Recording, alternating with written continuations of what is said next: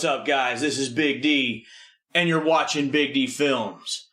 Welcome to Road Stories, where I talk to you guys about some of my experiences and tell you guys some of my stories while out on my bike, out on the road, whether it's just by myself or out at some of these motorcycle events. Like I've said in a previous video, if you ride a motorcycle, it doesn't matter who you are, where you are, or what you ride. Everyone has road stories, and this is where I bring some of mine to you. For this first story, we have to go back to 2012. And just to give you a little backstory here before we get into the real story. In 2012, I'm 22 years old. I've been riding for about a year at this point, and I'm riding a 1992 Suzuki Intruder 800. Now, I've already had a couple my own personal problems with this motorcycle at this point. It was way too top heavy. It felt way bigger than what it really truly was. Trying to ride two up with me and my wife, it felt like it had no power. It had no get up and go. So even going through the Irish hills, it seemed like it had trouble getting up some of these hills.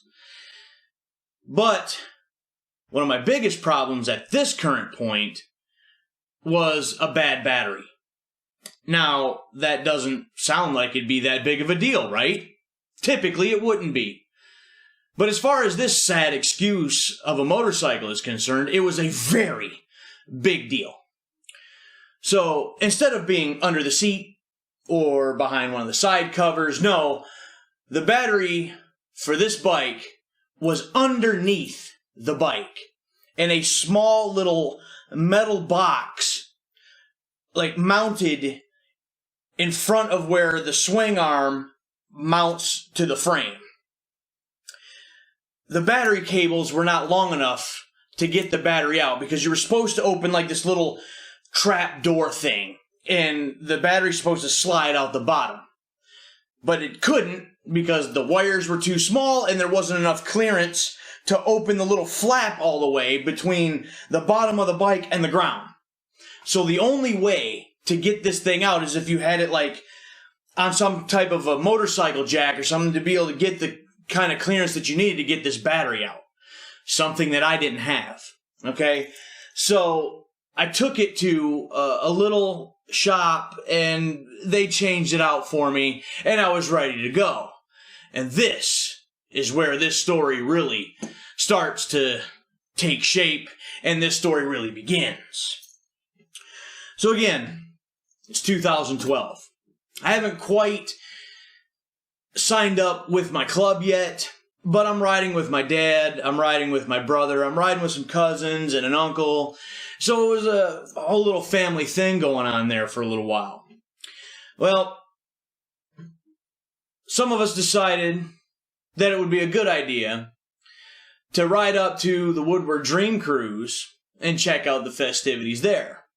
And for those of you who don't know, the Woodward Dream Cruise is exactly what it sounds like. It is a cruise of different cars and trucks and, you know, the real classics. And they just cruise up and down Woodward. And it's a big moving car show, essentially, is what it is. And it's up either near or in Detroit somewhere.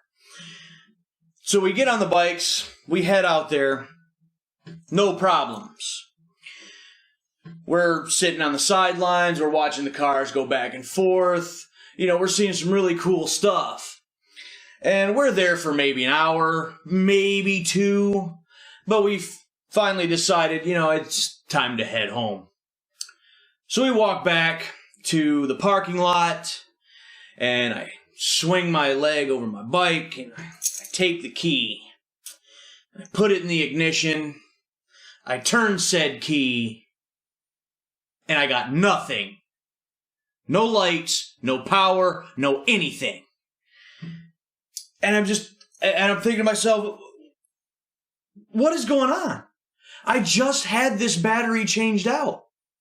There is no way this is happening right now. You gotta be kidding me. So we're all standing around trying to figure out what's going on with this bike, and finally, I thought about this whole battery situation, and so we're trying to look in the little compartment. It's got like a little window in the side of the box, So we're trying to look through there, and my cousin, he grabs himself a screwdriver, because I notice, like, there's an extra screw, like, wedged between, like, the battery post and, like, this metal box. So I'm thinking, well, that can't be good.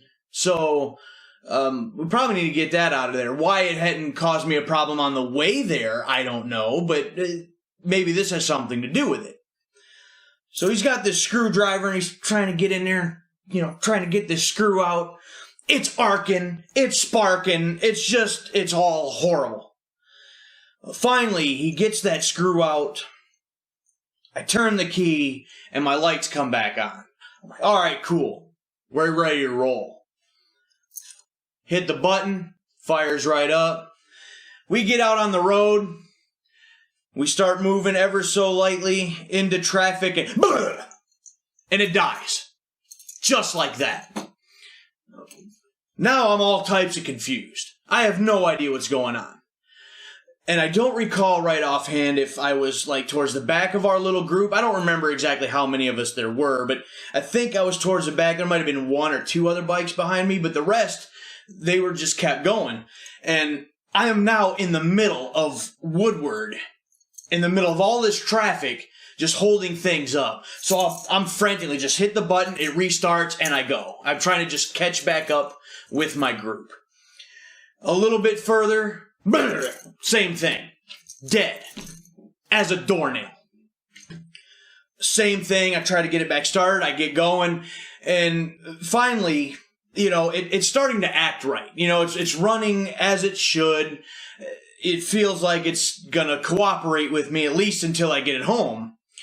Well, we get out of all of this traffic and we get back to the freeway. We jump on the freeway and we get up to speed. We're doing 70 miles an hour. And then I start feeling it. I'm feeling, okay, imagine this. The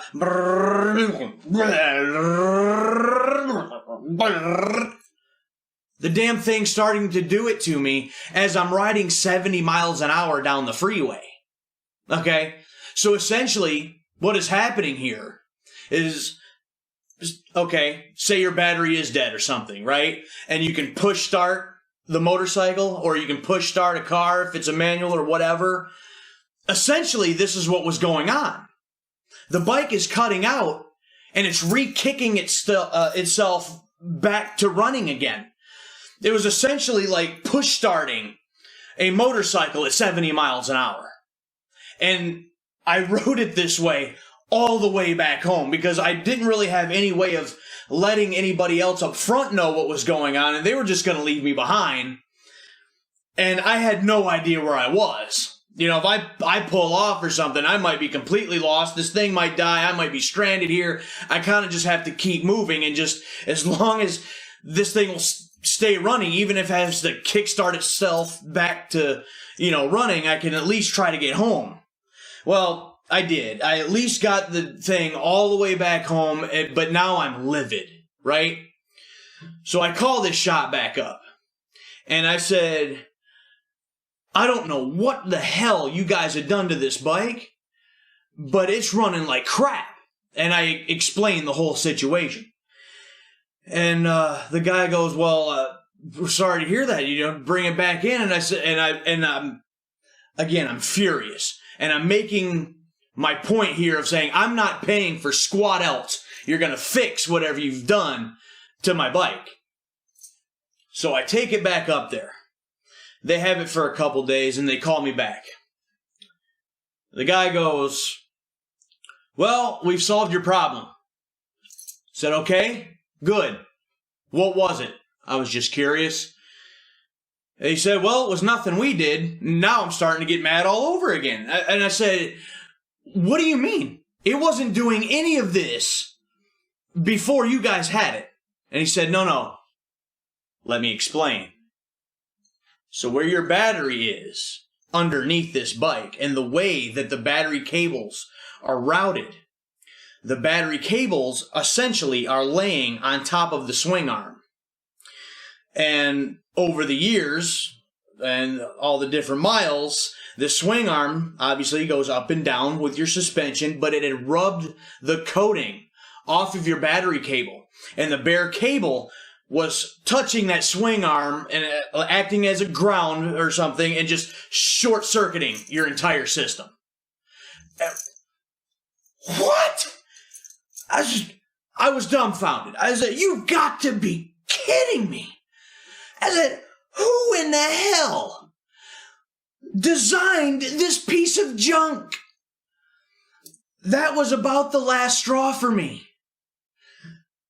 It was at that point, this became the first and only motorcycle I have ever owned where I highly considered tucking the title like underneath the seat, wheeling it off in a ditch, and walking away. I was so done with this bike.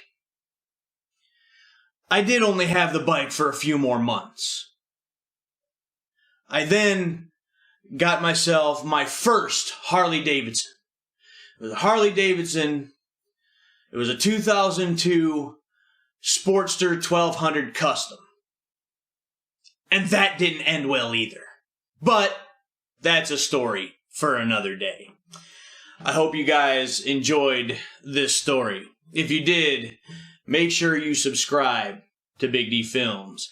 Hit the bell, because you don't want to miss the next story, do you? Of course you don't. So hit the bell. And I'll be back again here real soon with another road story.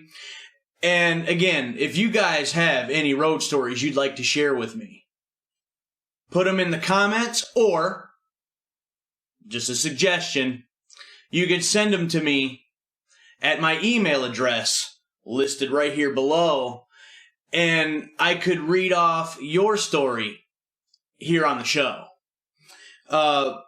Little thing, just do me a favor and try to keep them PG, or so that I can keep them within the YouTube guidelines so I don't get pegged later, okay? I mean, if it's a funny story, an inspirational story, an embarrassing story, y'all have road stories, share them with me. I hope you liked my story about this terrible bike and this terrible time on the freeway. But that's all for road stories this time. Again, I am Big D. You've been watching Big D Films, and we'll catch you down the road.